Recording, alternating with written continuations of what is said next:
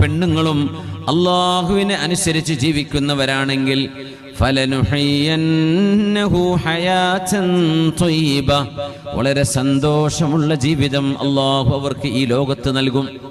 അതന്നെ ഇസ്ലാമനുസരിച്ച് ജീവിച്ചാൽ എന്ത് കിട്ടും എന്ന് നമ്മൾ കുട്ടികളെ ചോദിച്ചാൽ ഇതന്നെ കിട്ടുക. സന്തോഷം ഉണ്ടാവും, റാഹത്തുണ്ടാവും. വലനജിസിയന്നഹും അജ്റഹും ബിഅഹ്സനി മാ കാനൂ യഅമലൂൻ.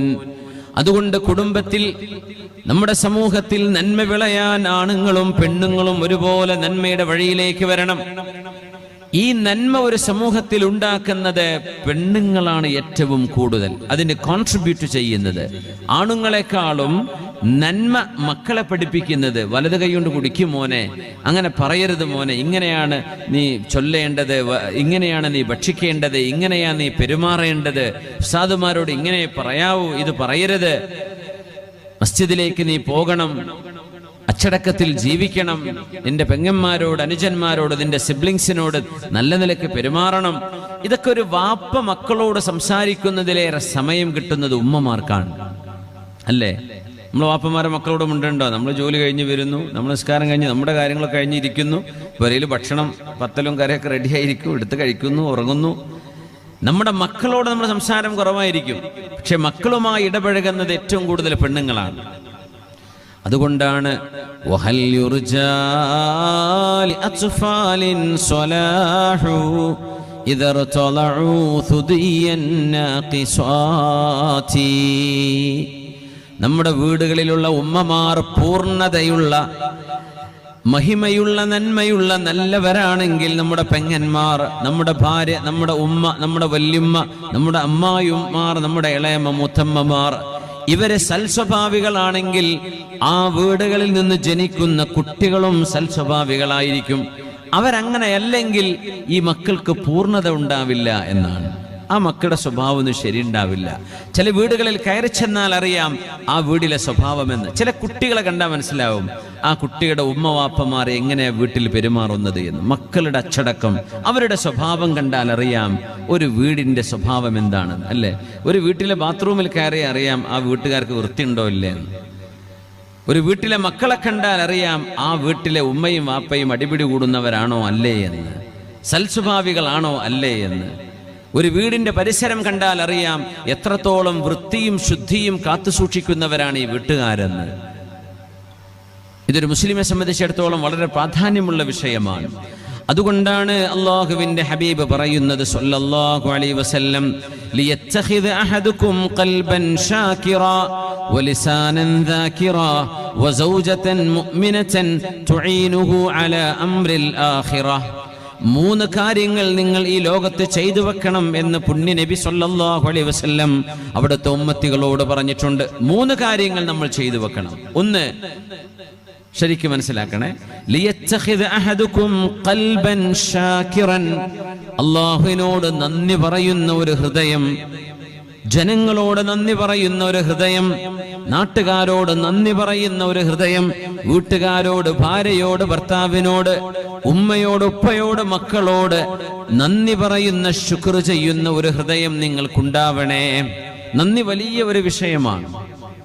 നന്ദി ഉണ്ടാവുക എന്നത് ജീവിതത്തിലെ മനുഷ്യ സ്വഭാവത്തിന്റെ വലിയൊരു ഗുണമാണ്. ഒരാളോട് നന്ദി പറയാ. ഇപ്പൊ നമുക്ക് ചില വിഷമങ്ങളൊക്കെ ഉണ്ടായേക്കാം, എന്നാലും അവരോട് ഉള്ളതിന് നന്ദി പറഞ്ഞിട്ടേ നമ്മൾ പോകാവൂ. ഖൽബൻ ഷാകിറൻ, നന്ദി വേണം. നമ്മുടെ അധ്യാപകരോട്, നമ്മുടെ ഉസ്താദുമാരോട്, നമ്മുടെ മദ്രസയിലെ മുഅല്ലിമീങ്ങളോട്, പള്ളിയിലെ മുഅദ്ദിനിനോട് ഒക്കെ നന്ദി ശുക്ർ കാണിക്കണം. അവരൊക്കെ ചെയ്യുന്ന സേവനം, ഈ ഉമ്മത്തിന്റെ പ്രതിനിധികളാണ് അവരൊക്കെ. അവർ ചെയ്യുന്ന സേവനങ്ങൾ വലുതാണ്. ശുക്ർ ചെയ്യണം അവരോട്. നന്ദികേടുള്ള വാക്കുകളും പെരുമാറ്റങ്ങളും ഉണ്ടാകരുത്. ലിയത്തഖിദ അഹദുകും ഖൽബൻ ഷാകിറാ, നന്ദിയുള്ള ഹൃദയം നിങ്ങൾ ഉണ്ടാക്കേണമേ. വലിസാനൻ ദാകിറൻ, അല്ലാഹുവിനെ ദിക്ർ ചൊല്ലുന്ന നാവും നിങ്ങൾ ഉണ്ടാക്കിയെടുക്കണം. എപ്പോഴും സുബ്ഹാനല്ലാഹും അൽഹംദുലില്ലാഹും അല്ലാഹു അക്ബറും ലാ ഹൗല വലാ ഖുവത ഇല്ലാ ബില്ലാഹും. പിന്നെ പറഞ്ഞു, നിങ്ങൾ വിവാഹിതരാകാൻ പോകുമ്പോൾ, കല്യാണം പ്രായമാകുമ്പോൾ, നിങ്ങൾ വിവാഹത്തെ കുറിച്ച് ആലോചിക്കുമ്പോൾ, വസൗജതൻ മുഅ്മിനതൻ തുഈനുഹു അലാ അംറിൽ ആഖിറah, പരലോകത്തിന്റെ വിഷയത്തിൽ നിങ്ങളെ സഹായിക്കാൻ കഴിയുന്ന ഒരു ഭാര്യ, ആഖിറത്തിന്റെ വിഷയത്തിൽ നിങ്ങളെ സഹായിക്കാൻ പറ്റുന്നൊരു പെണ്ണ് എന്ന് പറഞ്ഞാൽ എന്താണെന്നറിയോ?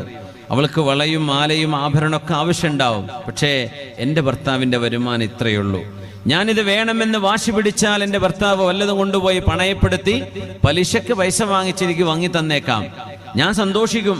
പക്ഷേ ഇതെന്റെ ആഖിറത്തിലേക്ക് ഗുരുതരമായ അപകടം വരുത്തും. കാരണം പലിശ ഇടപാടാണിത്.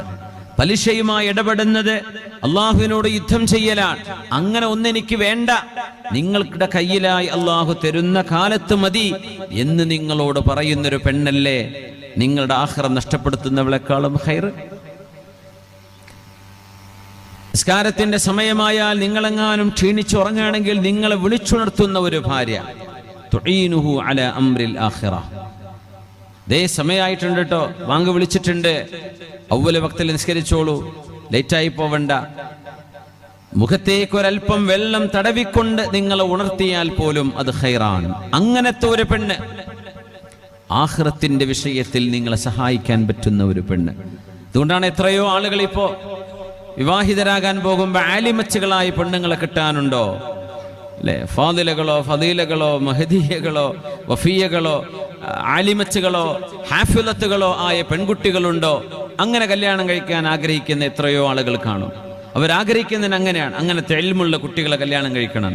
ഇപ്പൊ ബുക്കിംഗ് ആണ്, കുട്ടികളൊന്നും തികയുന്നില്ല. ഇപ്പൊ കല്യാണ ആലോചന വന്നിട്ട് ഇൽമുള്ള മക്കളെ കെട്ടിച്ചു പോവാൻ. മാഷാ അല്ലാഹ്, ആ ഒരു നന്മ നിങ്ങൾ ഉണ്ടാക്കണമെന്ന് നബി തങ്ങൾ പറഞ്ഞ, നിങ്ങൾ അങ്ങനെ ചിന്തിക്കാവൂ. നിങ്ങളുടെ ആഖിറത്തിലേക്ക് നിങ്ങളെ സഹായിക്കുന്ന പെണ്ണുങ്ങൾ. ഇന്നല്ലാഹ യൂസീകും ബിന്നിസാഇ ഖൈറാ. അല്ലാഹു നിങ്ങളോട് പറയുന്നു, നിങ്ങൾ പെണ്ണുങ്ങളോട് നന്മ ചെയ്യണമേ. പുരുഷന്മാരോടുള്ള ബാധ്യതയാണത്. നമ്മൾ ഇച്ചിരി ദേഷ്യപ്പെടുന്ന കൂട്ടത്തിലെ ആണുങ്ങൾ അല്ലേ? ചിലർ പെട്ടെന്ന് ചൂടാവും. മൂക്കത്ത് ശുണ്ഠിയുള്ളവരെന്നൊക്കെ പറയില്ലേ, എന്ത് പറഞ്ഞാലും ചൂടാവും. അങ്ങനത്തെ ആൾക്കാരുണ്ട് നാട്ടിലിഞ്ഞ്. ആര് കൊണ്ടുവന്ന് മധ്യസ്ഥം പറഞ്ഞാലും മൂപ്പര് കേൾക്കൂല. അങ്ങനത്തെ ചില മനുഷ്യന്മാർ ചില നാട്ടിലൊക്കെ ഉണ്ടാവാറുണ്ട്. പിടിച്ച വാശിയാണ്. കാലി വന്നിരുന്നിട്ടും കാര്യമില്ല. ഞാൻ കുമ്പോൾ തങ്ങളെ കൊണ്ടുവന്നിരുന്നു, പാണക്കാട് തങ്ങന്മാരെ കൊണ്ടുവന്നിരുത്തിയിട്ടും കാര്യം, അലിക്കുട്ടി ഉസ്താദ് വന്നിട്ടും ജിഫ്രി തങ്ങൾ വന്നിട്ടും മൂപ്പര മുമ്പിൽ കാര്യം ഉണ്ടാവില്ല. മൂപ്പര പിടിച്ചത് തന്നെ, ഞാൻ ആര് പറഞ്ഞാലും കേൾക്കൂല. അതൊക്കെ ഭയങ്കര അഹങ്കാരമാണ്. അതൊക്കെ വളരെ മോശമായ സ്വഭാവമാണ്. ചിലപ്പോൾ ആ സ്വഭാവം മതിയാവും റൂട്ട് മാറി ജഹന്നമിലേക്ക് പോകാൻ. അള്ളാഹു കാത്ത് രക്ഷിക്കട്ടെ. നിങ്ങളുടെ ഈ ദേഷ്യമൊന്നും നിങ്ങളുടെ വീട്ടുകാരോട്, നിങ്ങളുടെ ഭാര്യമാരോട് പ്രയോഗിക്കാനുള്ളതല്ല. നിങ്ങളുടെ ഭാര്യമാരോട് നിങ്ങൾ നല്ല നിലക്ക് പെരുമാറണമേ.